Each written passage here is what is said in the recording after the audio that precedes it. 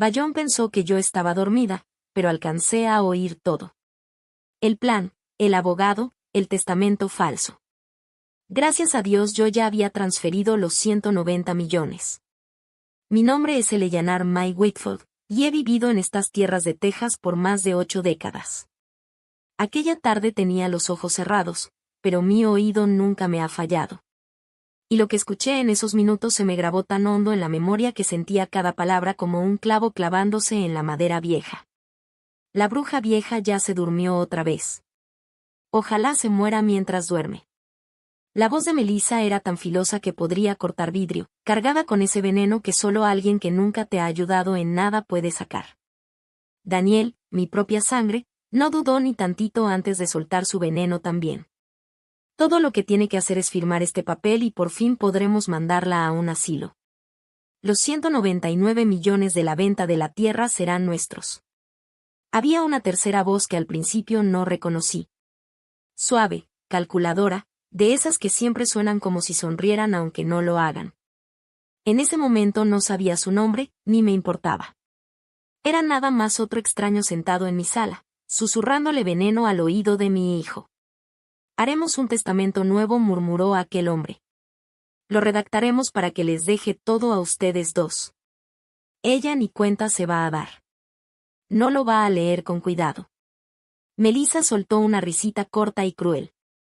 Ay, por favor. Ella cree que el Internet es como una herramienta del campo. Si ve su nombre, va a firmar. Yo me quedé quietecita, meciéndome apenas, dejando que el crujir de la madera disfrazara mi respiración. Mis ojos entreabiertos alcanzaron a ver cómo Melissa se inclinaba sobre la mesa de centro, hojeando una carpeta. Señaló una página y la picoteó con la uña perfectamente arreglada. Aquí es donde va a firmar. Mantendremos el resto tapado para que no se confunda. Todo lo que tiene que hacer es poner su nombre aquí, y para cuando se dé cuenta de lo que hizo, ya será demasiado tarde. Daniel soltó una risita baja. Por fin podremos remodelar la casa en Houston, poner la alberca. Imagínate, nunca ha usado una alberca en su vida. Morirse sin saber lo que es eso. El extraño, que después supe que era su abogado, se acomodó la corbata. En cuanto se concrete la venta, transferiremos los fondos directo a su cuenta. Para entonces, ella ya estará instalada en el asilo y ustedes no tendrán que lidiar con ella nunca más.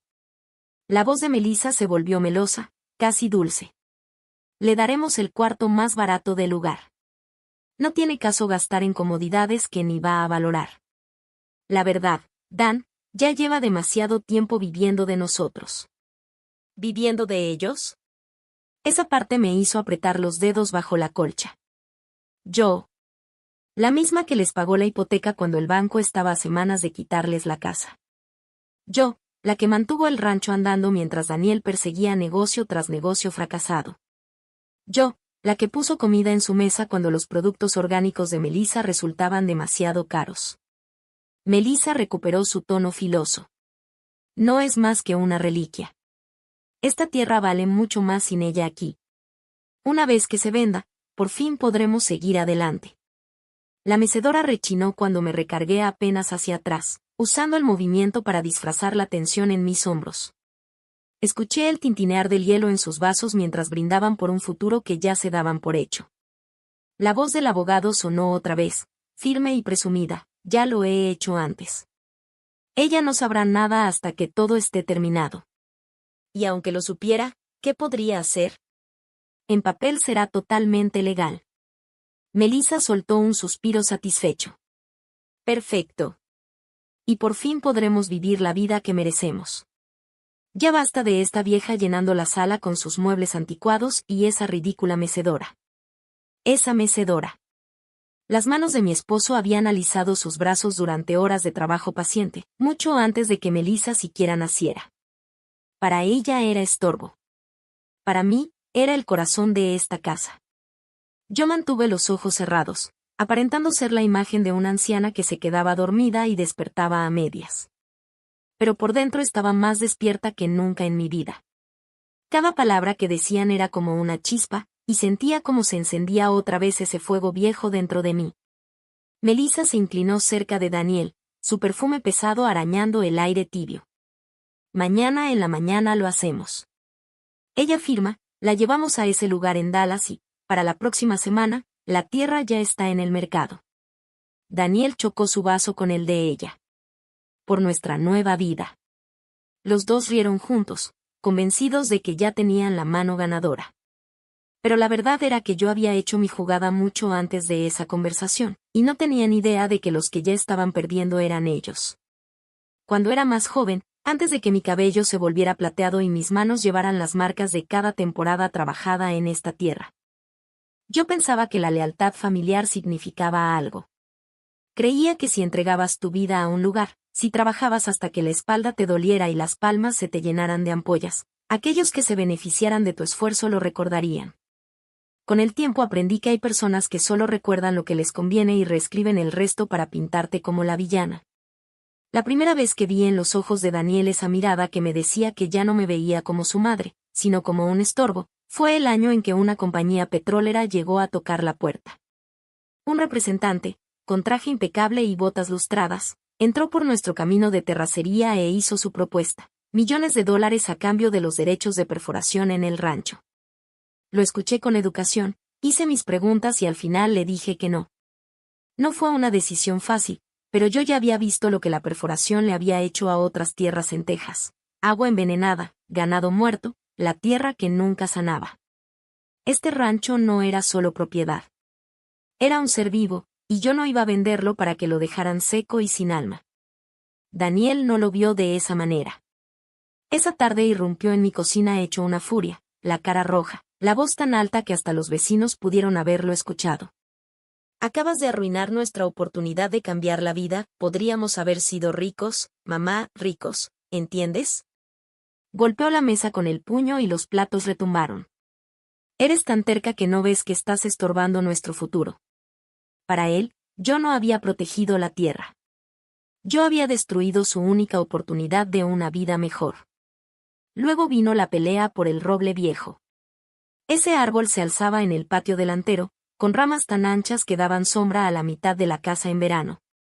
Mi esposo solía decir que era más viejo que el mismo Texas, testigo de todo lo que habíamos vivido. Melissa quería tumbarlo. Decía que las raíces estaban echando a perder el jardín, que necesitaba más espacio para estacionar la camioneta enorme que había convencido a Daniel de comprar. Yo le dije que no. Ese árbol había estado de pie por más de un siglo, y seguiría ahí hasta que la naturaleza decidiera lo contrario. Su reacción fue instantánea, venenosa. Solo está siendo difícil porque me odias, escupió. Estás atrapada en el pasado, aferrada a algo viejo, feo e inútil nada más por fastidiarme.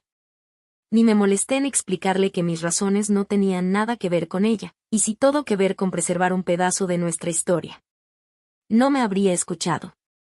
Pero la peor ofensa vino envuelta en lo que se suponía era un regalo.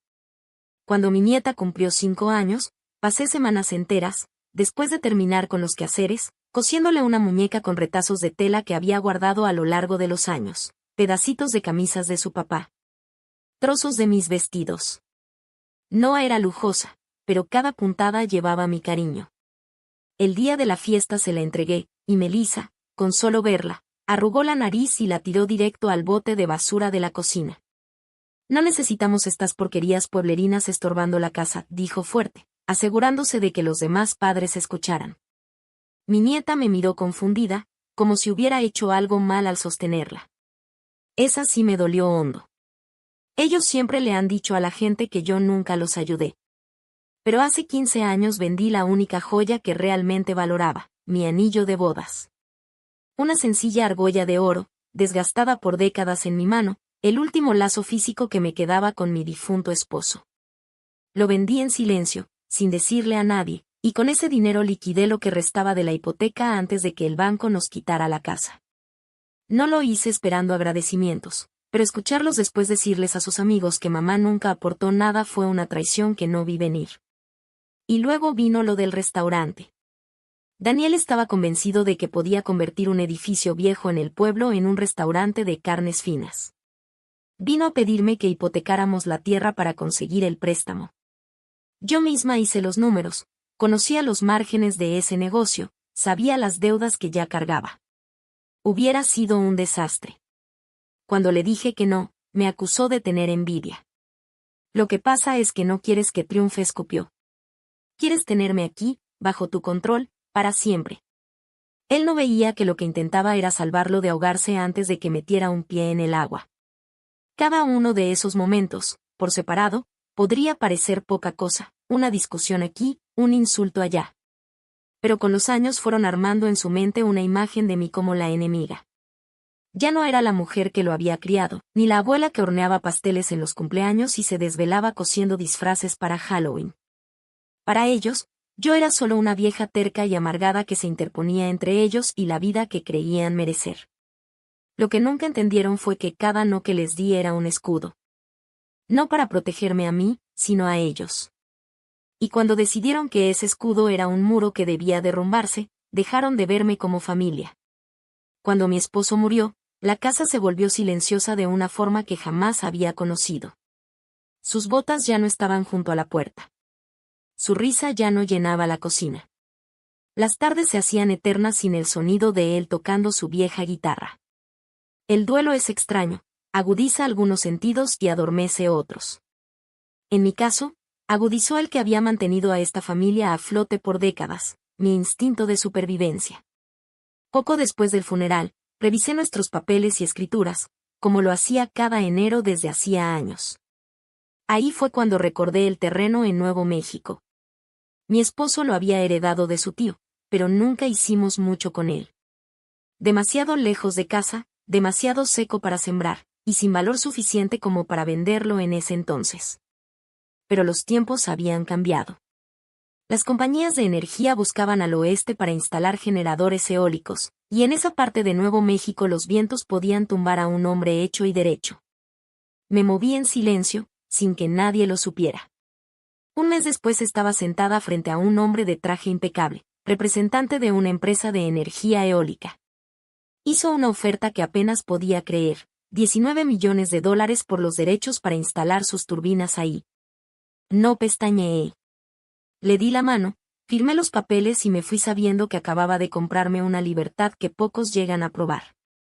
Pero el dinero, cuando llega en un solo golpe, es como carne bajo el sol, atrae moscas muy rápido.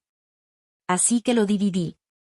Una parte la invertí en una cooperativa de granja orgánica en Vermont, dirigida por una amiga de mis años de universidad, un lugar donde la tierra era fértil y la gente aún más rica de corazón. Otra parte la puse en acciones de empresas que había investigado durante meses: energía limpia, tecnología de baterías, agricultura sostenible. El resto lo envié en silencio a un banco en Oregón, sin vínculos con Texas, en cuentas que jamás aparecerían en los chismes locales. Yo seguí viviendo igual que siempre, cocinando mis propios alimentos, cuidando el huerto, remendando mi ropa en vez de comprar nueva. Que creyeran que seguía apenas sobreviviendo. Su subestimación se convirtió en mi armadura. Y entonces llegó la decisión que sería el último clavo en su ataúd, aunque ellos todavía no lo sabían. Una tarde de otoño, manejé hasta el pueblo, entré a la notaría y firmé la transferencia de estas tierras de Texas, las mismas que ellos creían su boleto dorado a la conservación del patrimonio natural. Era un regalo blindado, sin devoluciones, sin vacíos legales. La conservación mantendría la tierra intacta, preservando el roble, el potrero y el arroyo donde Daniel solía pescar cuando era niño. Los documentos quedaron firmados, sellados, archivados con toda legalidad. No le conté a nadie. Ni a mis vecinos, ni al pastor, ni siquiera a las pocas amistades con las que todavía hablaba por teléfono de vez en cuando. Mientras menos supieran, más fuerte sería el golpe cuando la verdad saliera a la luz. Durante los años siguientes, soporté sus miradas de desaprobación porque no podía comprar cortinas nuevas. Sus ojos en blanco cuando llevaba verduras de mi huerto en lugar de peis comprados a las cenas del domingo. Dejé que Melissa presumiera frente a sus amigas que pronto heredarían todo, sonriendo en silencio cuando creía que no la escuchaba. Permití que Daniel hablara de cuando vendamos el rancho como si yo ya estuviera bajo tierra. Nunca los corregí. Nunca les di una pista de lo que había hecho, porque con el tiempo aprendí que la clave está en el momento. Y si quieres que un cuchillo se clave hondo, tienes que esperar a que la otra persona se acerque. La escritura descansaba bajo llave en mi escritorio, junto a la vieja licencia de pesca de mi esposo y un fajo de cartas que me había escrito en nuestros días de noviazgo. De vez en cuando abría ese cajón, veía el sello oficial, el nombre de la conservación en letras grandes, y sentía como aquel roble viejo en el patio parecía erguirse un poco más alto. Ellos pensaban que me rodeaban como buitres, esperando a que cayera para repartirse la carne. No entendían que el banquete ya se había empacado y enviado fuera del estado años atrás, y lo único que les quedaría era el mantel vacío. Esa noche la casa se sintió más fría, aunque el calefactor zumbaba en segundo plano. Me había sentado temprano en mi vieja mecedora junto a la ventana que daba al roble, pero como me empezó a doler la espalda, me pasé al sillón de la sala y me cubrí las piernas con una cobija. Entrecerré los ojos lo suficiente para dar la impresión de que me había quedado dormida. Entraron por la puerta de la cocina, Daniel, Melissa y el hombre que ya había visto antes, aunque nunca habíamos hablado directamente. Más tarde supe que se llamaba Carter, su abogado. No bajaron la voz. No creyeron que hacía falta. La de Melissa era filosa, de esas que cortan el silencio como vidrio quebrándose. Mañana mismo firma este testamento, dijo, abriendo una carpeta sobre la mesa de centro. Escuché como las hojas golpearon la madera. Luego hago la llamada al asilo. Para la próxima semana, tu querida madre será problema de alguien más. La voz de Daniel siguió, baja y ansiosa. En cuanto esté hecho, vendemos la tierra, nos repartimos el dinero y al fin vivimos como debimos hacerlo hace años. Sin más tonterías suyas. Se acabaron las culpas. Seguimos adelante como si nunca hubiera existido. Sentí un nudo en el estómago. No por sorpresa, sino por la confirmación fría de lo que ya sabía desde hacía tiempo. No estaban esperando a que yo muriera. Estaban planeando apartarme del camino mientras todavía respiraba. Melissa soltó una risita, de esas que le había escuchado cuando presumía frente a sus amigas. Oí el ligero golpeteo de la puerta del gabinete al abrirse, pero mantuve los ojos cerrados. Fuera lo que fuera que hacía, sabía bien que no lo hacía con amabilidad. Apreté las manos debajo de la colcha hasta que los nudillos me dolieron. Esa fotografía había sobrevivido a cada mudanza, cada tormenta, cada año desde la muerte de mi esposo, y ahora yacía hecha pedazos a los pies de una mujer que se había casado con mi hijo, pero que nunca intentó comprender la vida que habíamos construido antes de su llegada. Carter carraspeó entonces, su voz entrando como una serpiente deslizándose por la sala. Necesitamos que firme frente a mí para que parezca legítimo. Está vieja. No va a leer cada página.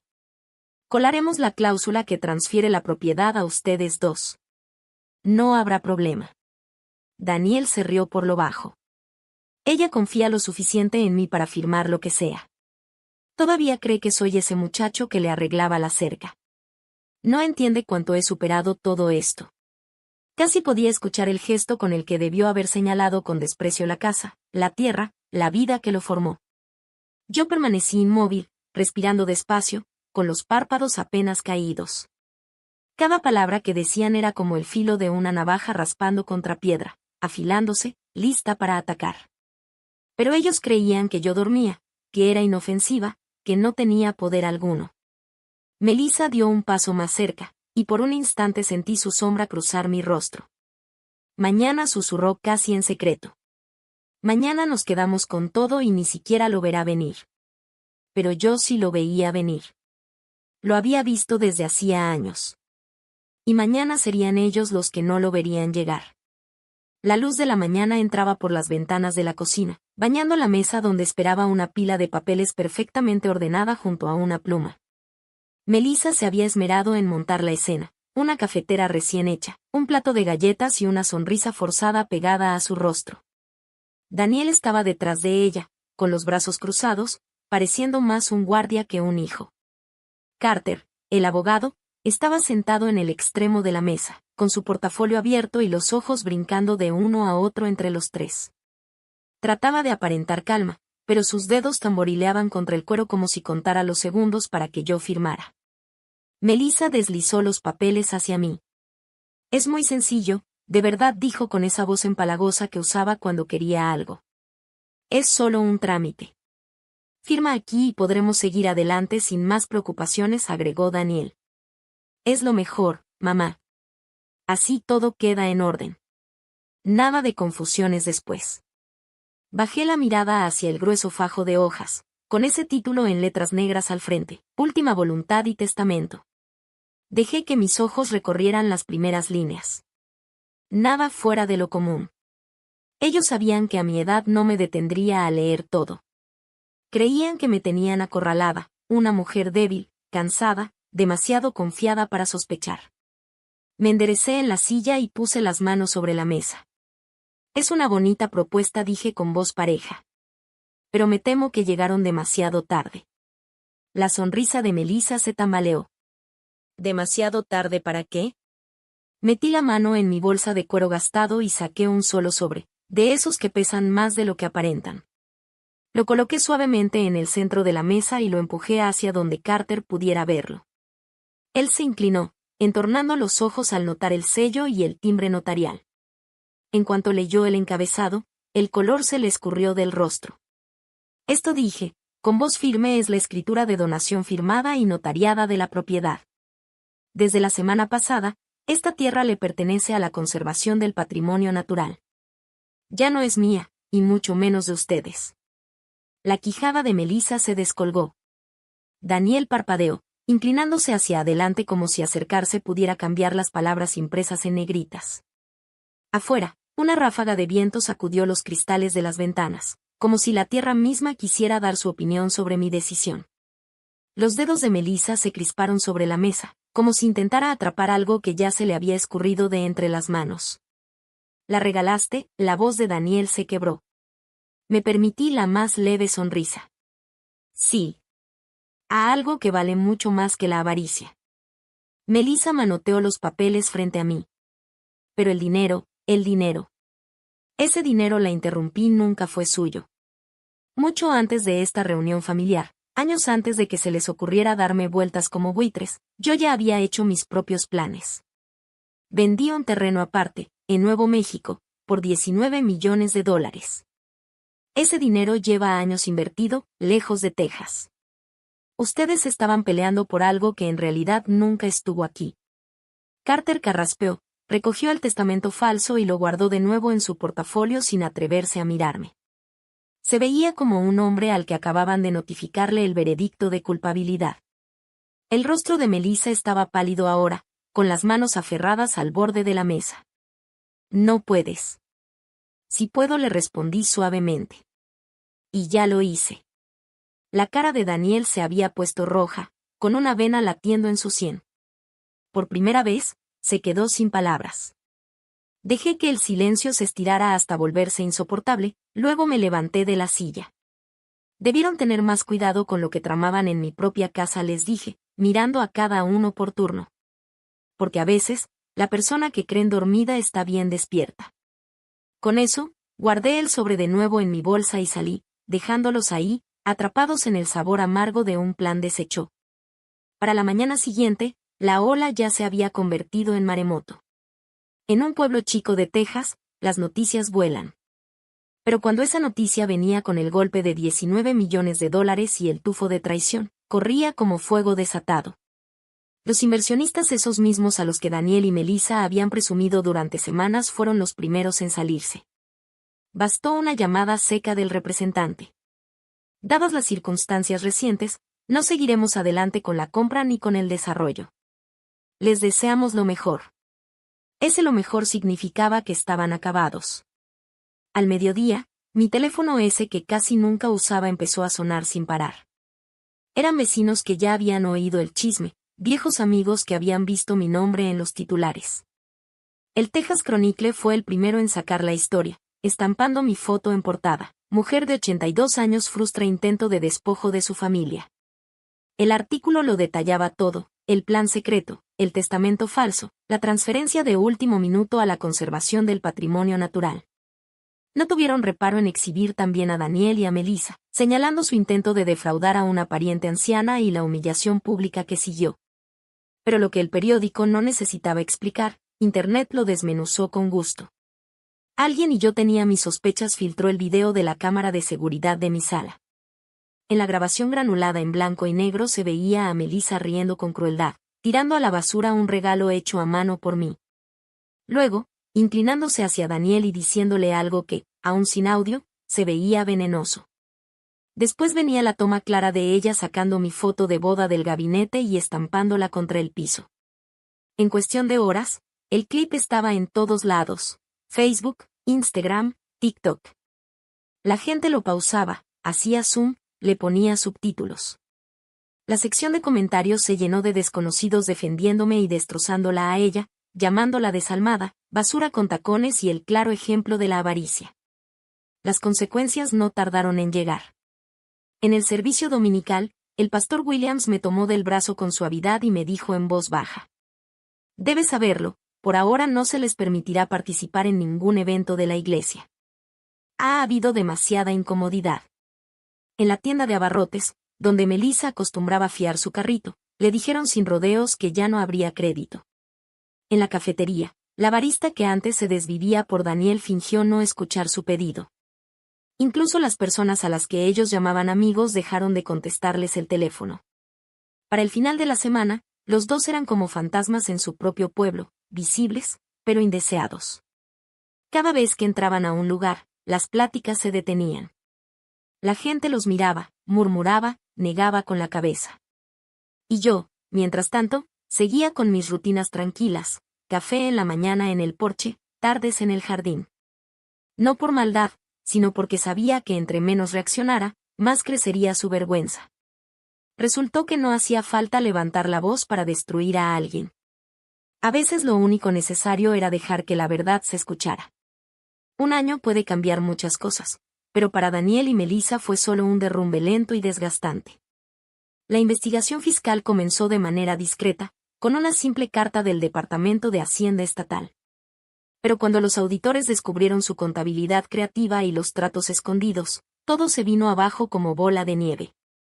El gobierno confiscó primero la casa, luego la camioneta de lujo, después el carro chico que Melissa usaba para los mandados. Descongelaron las cuentas, las tarjetas de crédito fueron rechazadas. Hasta las joyitas baratas de las que Melissa presumía terminaron guardadas en cajas, catalogadas como bienes no esenciales. Terminaron en un cuartucho húmedo y maloliente en las orillas del pueblo.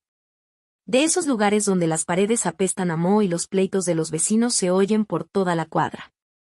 Pero ni eso pudieron sostener. 2 meses después, el casero les metió una orden de desalojo por falta de pago. Cuando los volví a ver, ya no tenían más que la ropa encima y un cartón pintado a mano que decía: «Cualquier ayuda sirve». Era una tarde gris en Texas, la lluvia caía sin descanso. Venía de regreso de la tienda de granos cuando pasé frente a la misma cafetería donde, años atrás, Melissa se sentaba en la ventana alardeando del $1.000.000 y de la casa que ella y Daniel estaban por comprar. Ahora estaban encogidos bajo el toldo, empapados hasta los huesos. El cabello de Daniel pegado a la frente, el rímel de Melissa escurriendo en manchas oscuras. Ella tenía los ojos clavados en el piso, pero él levantó la mirada lo justo para cruzarse con la mía. Bajé la velocidad de la troca, me detuve y salí bajo la lluvia. Mis botas salpicaron en los charcos mientras caminaba hacia ellos. El rostro de Melissa se torció, con el orgullo y la desesperación peleando en su expresión. Metí la mano en el bolsillo de mi abrigo y saqué un billete de $10, extendiéndoselo. Ella dudó, pero la mirada que le lancé le dejó claro que no era una oferta que pudiera rechazar. Coloqué el billete suavemente en su mano fría y empapada. «Suficiente para que cenen esta noche», dije en voz baja. «Y no malgasten más del oxígeno de Texas». La quijada de Melissa se tensó, pero no dijo nada. Daniel, a su lado, se encogió de hombros como un hombre que quiere desaparecer. Por un instante pensé en cada cena de domingo, en cada mañana de Navidad, en cada sacrificio que nos había llevado a ese rincón bajo la lluvia. Y luego entendí, ellos habían elegido ese camino, mentira tras mentira. Me di la vuelta y caminé de regreso hacia mi troca. En ese momento, un hombre que salía de la cafetería me detuvo. Era de mediana edad, con ojos amables y una sonrisa cómplice. «Disculpe, señora», me dijo. «¿No es usted la que salvó esas tierras de conservación el año pasado?». Lo miré de frente por un segundo y luego sonreí. Solo hice mi parte, respondí, subiendo a la cabina. Mientras arrancaba, la lluvia empañaba el retrovisor, pero aún podía distinguirlos ahí, sentados en silencio, aferrados a ese billete de 10 como si fuera lo último que les quedaba en el mundo. Y tal vez, en ese momento, lo era. Las estaciones fueron pasando sobre Texas como una cobija volteándose en la noche. Una mañana desperté y encontré escarcha en la reja del jardín, y para la tarde el sol ya había calentado la tierra lo suficiente para sembrar acelgas. La vida, pensé, es como un invierno texano, a veces mordaz, a veces amable, pero siempre avanzando, quieras o no. Ya casi había pasado un año desde aquella tarde lluviosa frente a la cafetería. Daniel y Melissa hacía tiempo que se habían ido del pueblo, persiguiendo rumores de trabajo en otro estado. Nadie los había vuelto a ver.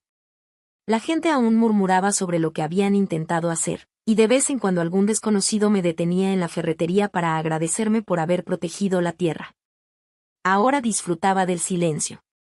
Mis días eran lentos y llenos. Caminatas matutinas junto a la cerca, atender a las gallinas, tardes leyendo en el columpio del porche mientras el viento me peinaba el cabello. Yo pensaba que mi historia ya estaba casi escrita, pero la vida, como he aprendido, a veces se las arregla para colar un capítulo extra cuando menos lo esperas. Todo empezó un martes en la tienda de granos. Estaba inclinada sobre un montón de catálogos de semillas cuando escuché una voz detrás de mí.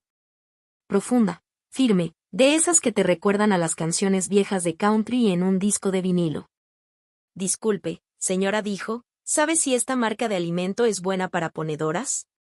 Me giré y me encontré con los ojos azules más intensos que había visto desde mi juventud. El hombre era alto, curtido por el sol y el viento, con un sombrero de paja que parecía más viejo que algunos de los empleados de la tienda. En una mano sostenía un costal de alimento para gallinas y en la otra un par de guantes de trabajo. Depende, contesté, enderezándome. ¿Qué tan consentidas tiene a sus gallinas? Eso lo hizo reír. Una risa cálida, tranquila, que venía desde lo más profundo. Consentidas al grado de que creen que ellas mandan en la casa, respondió. Su nombre era Henry Callahan. Había crecido en el condado de al lado, sirvió 30 años como guardabosques y hacía poco había regresado a la zona para hacerse cargo del rancho familiar. Terminamos platicando de la calidad de la tierra, del cerco para mantener alejados a los depredadores y de cuál era el mejor momento para sembrar jitomates. Hasta que el dependiente tosió con discreción para recordarnos que había más clientes esperando. Con las semanas, empecé a ver a Henry en distintos lugares, el mercado de productores, la oficina de correos, incluso allá por las tierras de conservación que yo había donado. Nunca forzaba la plática, pero siempre se notaba que le alegraba verme. Caminábamos juntos algunos tramos de cerca, señalando pájaros o flores silvestres, y me descubrí riendo más de lo que lo había hecho en años. Una tarde, después de que terminamos de reparar un pedazo de cerca en su potrero, Henry nos sirvió té helado a los dos y se recargó en su silla. Ellaner me dijo, en el pueblo hablan de ti, ya sabes. No en mal plan, sino como hablan de alguien a quien respetan. Pero creo que no tienes toda la historia. No solo admiran lo que hiciste, también admiran cómo lo hiciste. Callada, firme. Nadie lo vio venir. Lo miré un buen rato antes de contestar. Henry, cuando la gente piensa que ya estás demasiado viejo para importar, lo más fácil del mundo es dejarlos que te subestimen. Y cuando llega el momento adecuado, usas esa subestimación como palanca. Él sonrió. De esas sonrisas que dicen que entendió no solo las palabras, sino también los años que había detrás de ellas. Seguimos pasando tiempo juntos, unas semanas más que otras. Él me ayudaba a reparar una contraventana floja. Yo le llevaba pan recién horneado o frascos de mermelada de durazno.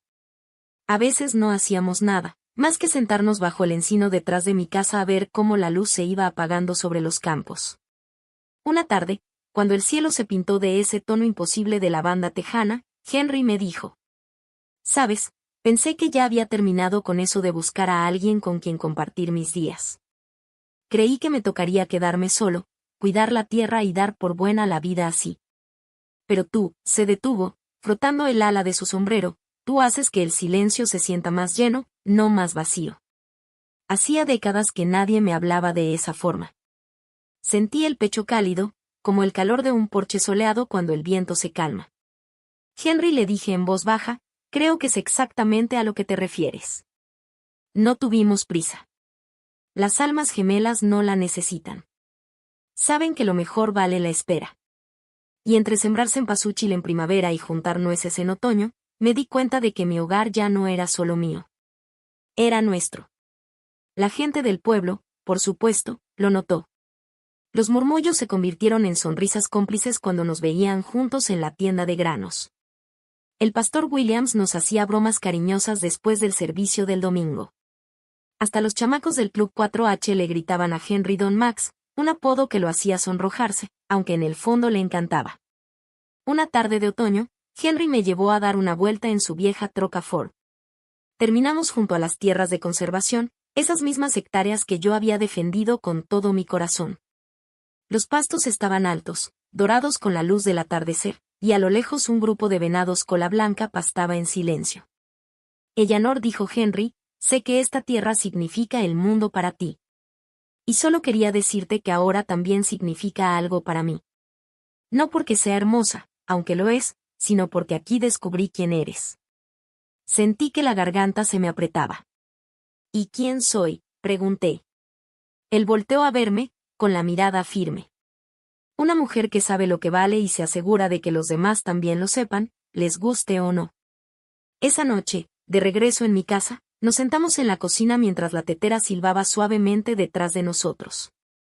Fue entonces cuando entendí algo. Mi historia no se trataba solo de lo que había perdido ni siquiera de lo que había recuperado. Se trataba de la vida que todavía estaba construyendo. Ya no sola, sino con alguien que veía cada parte de mí y aún así se quedaba. Henry no vino a reemplazar lo que me habían quitado con los años. No hacía falta. Lo que me dio fue algo completamente distinto, un recordatorio de que el amor, en su forma más pura, no se trata de rescatar ni de arreglar. Se trata de estar hombro con hombro, incluso cuando llegan las tormentas. A veces, cuando caminamos por la cerca al anochecer, lo sorprendo mirándome con la misma admiración tranquila que tuvo el primer día que nos conocimos. Y pienso, la gente pasa la vida entera buscando el momento perfecto o a la persona ideal.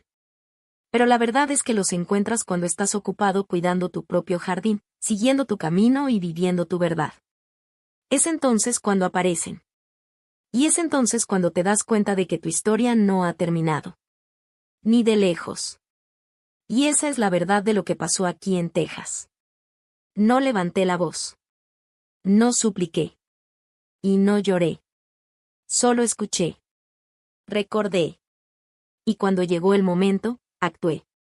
La gente cree que envejecer significa perder fuerza. Olvidan que el tiempo te da más que arrugas. El tiempo te da paciencia. Y la paciencia, créeme, es la forma más afilada de venganza. Si alguna vez te han subestimado, si te han dicho que ya estás muy grande, muy débil o que tus mejores días ya pasaron, acuérdate de esto, guardar silencio no es rendirse, es estrategia. Les habla Eleanor desde Grand True Stories, recordándoles que algunas victorias se disfrutan mejor en frío, en un día lluvioso, con nada más que un billete de $10 en la bolsa. Si quieren escuchar más historias reales como la mía, relatos de traición, supervivencia y justicia silenciosa, asegúrense de suscribirse a Grandma True Stories y prender esa campanita de notificaciones. Para que sepan la próxima vez que decida decir la verdad. Hasta entonces, cuídense mucho, y nunca dejen que nadie escriba el final de su historia más que ustedes mismos.